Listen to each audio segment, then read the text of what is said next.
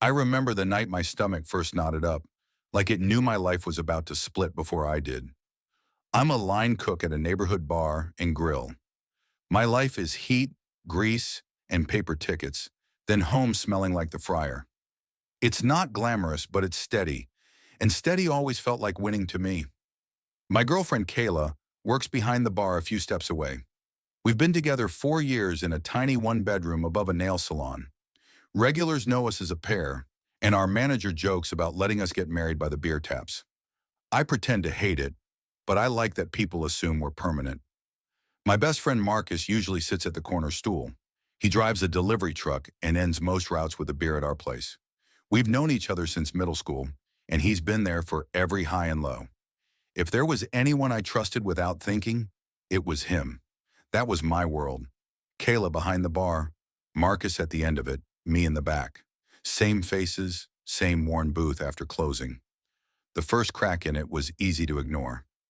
One slow Thursday, I stepped out from the kitchen to grab more buns. As I passed the bar, I saw Marcus and Kayla leaning toward each other.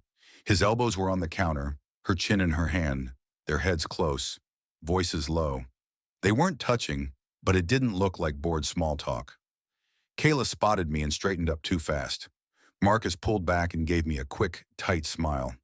"What are you two plotting?" I joked. "Nothing," Kayla said a little too quickly. She grabbed a rag and started scrubbing a spotless patch of bar. "He's just complaining about his boss." "Yeah," Marcus muttered, eyes dropping to his beer. The ticket printer shrieked from the kitchen, so I went back.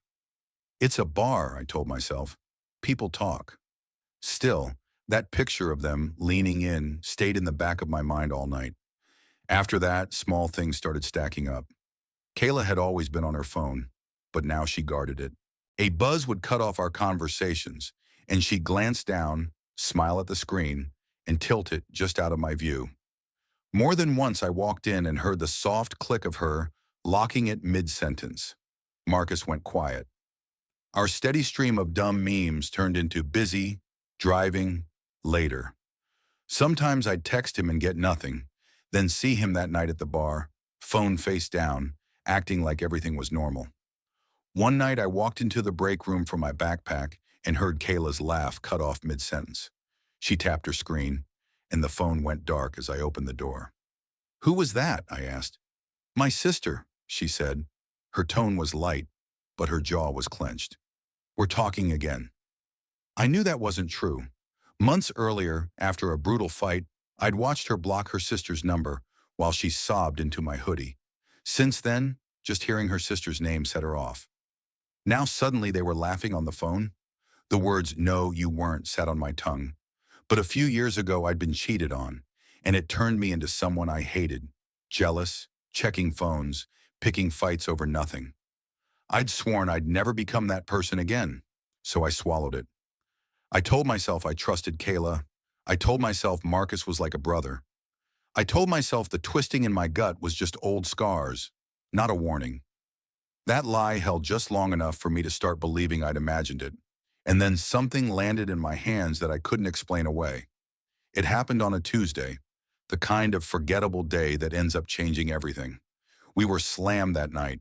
Some softball team had decided we were their post-game spot, and the ticket printer sounded like it was dying in slow motion. Burgers, wings, nachos, repeat. I was in the weeds, sweat soaking my shirt, when my coworker Jess poked her head into the kitchen. "Hey," she said, almost yelling over the noise. "You good?" "Define good," I said, flipping 3 patties at once. She smirked, then hesitated like she had something else to say. "Can I ask you something? Are you and Kayla okay?" The spatula paused in my hand. "Yeah, why?" Jess chewed her lip. "Never mind. It's none of my business." "Jess," I said, my voice sharper than I meant. "What?" She stepped closer, keeping her back to the doorway. "It's just, if my boyfriend was acting like that with some guy at my bar, I'd want to know." My chest tightened. "Acting like what?" She glanced behind her, then leaned in. "Last night after you left, Kayla and Marcus stayed way later than usual. I was closing side work, and he had his hand on her lower back. She didn't move it. They were close." I felt like I'd swallowed ice. "You sure?" I asked, even though I already believed her more than I wanted to. I wish I wasn't, she said quietly.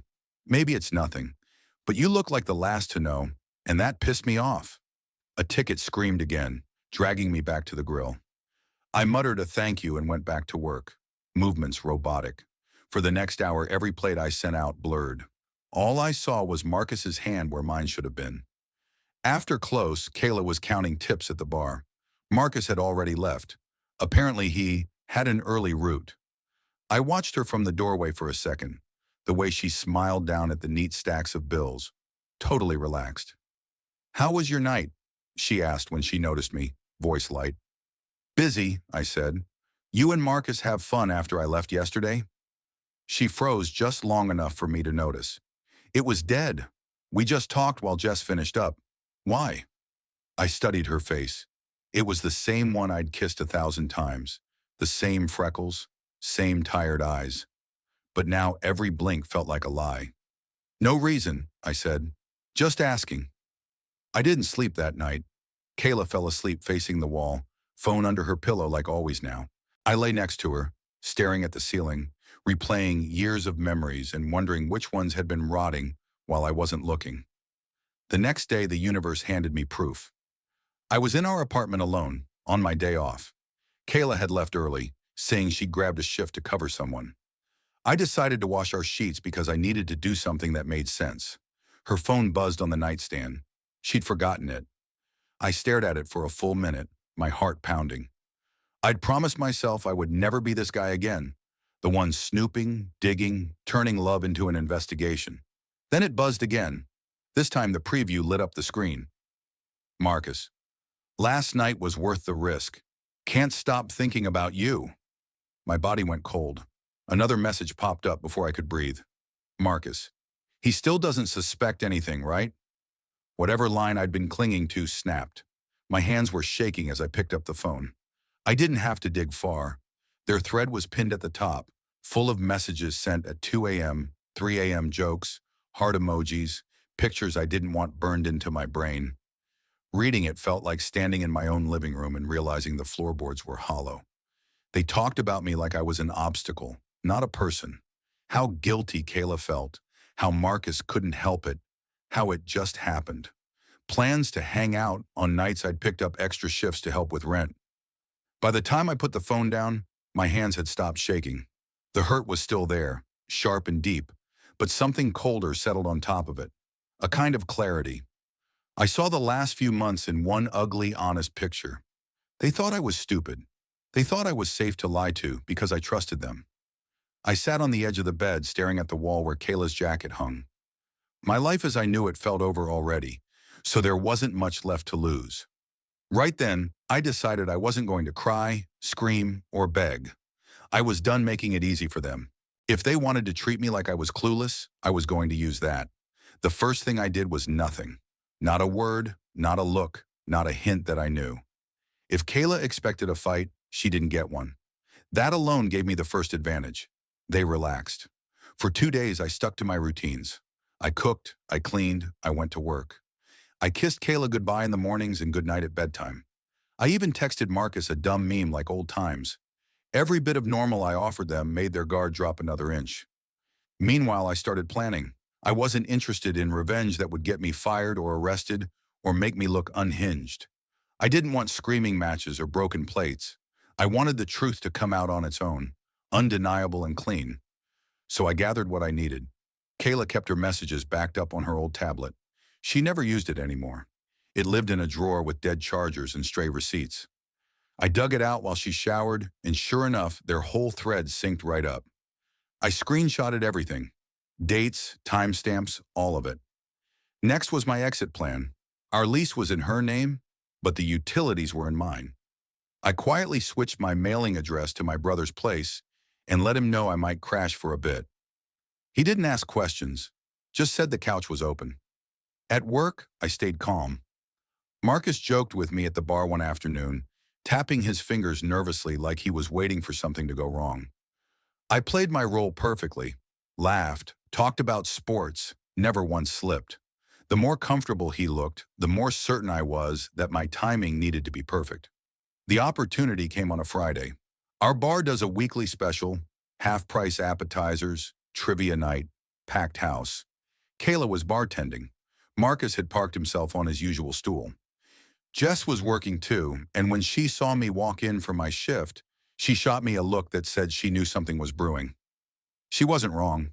About an hour into the night, I made sure the manager saw me accidentally drop my keys under the bar counter. When I crouched down to grab them, I positioned myself just right so I'd be within sightline of Marcus and Kayla. They didn't notice me. Kayla leaned in, smiling softly at him in a way she hadn't smiled at me in months. Marcus said something that made her bite her lip and glance around. When she touched his forearm, he covered her hand with his. They weren't being careful. They never are when they think the person they're betraying is still blind. Jess was carrying a tray past them and caught the moment too. She raised her eyebrows at me as if to say, "There's your truth." I stood up, brushed off my knees, and walked into the back office. The manager, Ken, a grumpy guy who hated drama, was typing schedules. I closed the door behind me. "Hey," I said, keeping my voice steady, "I need to show you something." I handed him my phone, already cued to the screenshots. I told him calmly, simply, that I couldn't work with someone who'd been sneaking around with my girlfriend behind my back. I didn't embellish. I didn't cry. I didn't even sound angry. Managers don't care about relationships, but they care about workplace problems, especially ones happening right in front of customers. When he finished scrolling, he sighed. "All right, I'll take care of it." That was exactly what I needed. I stepped out of the office just as trivia winners were being announced and customers were cheering. Ken followed a moment later and headed straight to the bar. Kayla's smile faded the second she saw his expression. Marcus tried to play dumb, but Ken shut it down fast, keeping his voice low but firm. I couldn't hear every word, but I caught enough. Inappropriate behavior. Customers noticed. Go home for the night. Marcus paled. Kayla looked like she wanted to melt into the floor. Neither of them looked at me. They didn't have to. The seed was planted. The consequences were starting, and I wasn't done. Kayla came home late that night, long after Marcus had already blown up her phone with missed calls and half-panicked messages. I was sitting at the kitchen table, a backpack by my feet, everything I owned pared down to what I actually cared about. She froze when she saw me. "We need to talk," she said, her voice thin. I nodded. "Yeah, we do." For a moment she stood there, wringing her hands like she was deciding which lie to start with. When none came out, she sat across from me and looked at the table instead of my face. "Ken sent me home," she whispered. "He said I crossed a line. I didn't mean for anything to get messy." Messy. That was her word for it. I didn't yell. I just slid the tablet toward her, open to the message thread she thought she'd hidden. Her face drained of color. She didn't even try to deny it. "I'm sorry," she said, barely audible. "I didn't want to hurt you." "But you did," I said quietly. "And you kept doing it." She covered her mouth, tears building. But it wasn't grief for our relationship I saw. It was panic for the fallout she never expected. The truth had finally landed where it belonged, and she couldn't outrun it. "I'll pack my things," I said, standing. She jolted. "You're leaving? We can fix this. Please, just talk to me." "That's the problem," I said. "You only want to talk now that there are consequences." I left the tablet on the table. Let her sit with every word she'd typed at 2 in the morning. Let her realize how small her world had just become. I packed the last of my clothes, grabbed my backpack, and stepped into the hallway. As I closed the door, I heard her sob, soft at first, then sharp, like she was only just beginning to grasp the damage she'd done. Marcus tried to corner me 2 days later. He showed up in the parking lot behind the bar while I was heading in for a meeting with Ken. "Man, wait, we gotta talk," he called out, jogging toward me. I kept walking. "It wasn't supposed to happen like that," he said, trying to laugh it off. "Look, we were drunk. It was stupid." "It wasn't once," I said without stopping. "And it wasn't stupid. It was deliberate." He froze at that. He'd always counted on me being slow to anger, slow to notice. But I'd taken my time on purpose, and now he had nowhere to hide. "I didn't mean to hurt you," he muttered. "That's the difference between us," I said. "I never had to say that to you." Ken ended up suspending Kayla for a week and cutting Marcus off from the bar entirely. Too many regulars had seen them getting handsy, and word spreads fast in places like ours. They went from being part of the atmosphere to being the subject of quiet conversations and raised eyebrows. I didn't gloat. I didn't need to. I got offered more shifts and eventually a small bump in pay.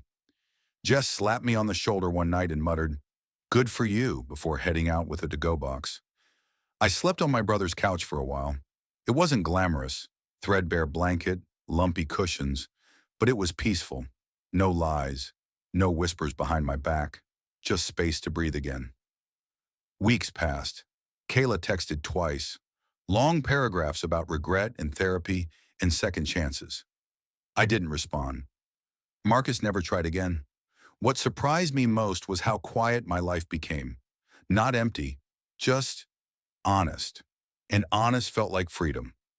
One night sitting on my brother's balcony, I finally let myself think about everything from start to finish.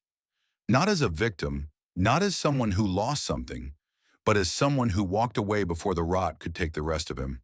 The moral was simple enough. Some people mistake your patience for weakness, some people mistake your trust for blindness, and sometimes the smartest revenge isn't destroying their world. It's walking out of it and letting them destroy it themselves.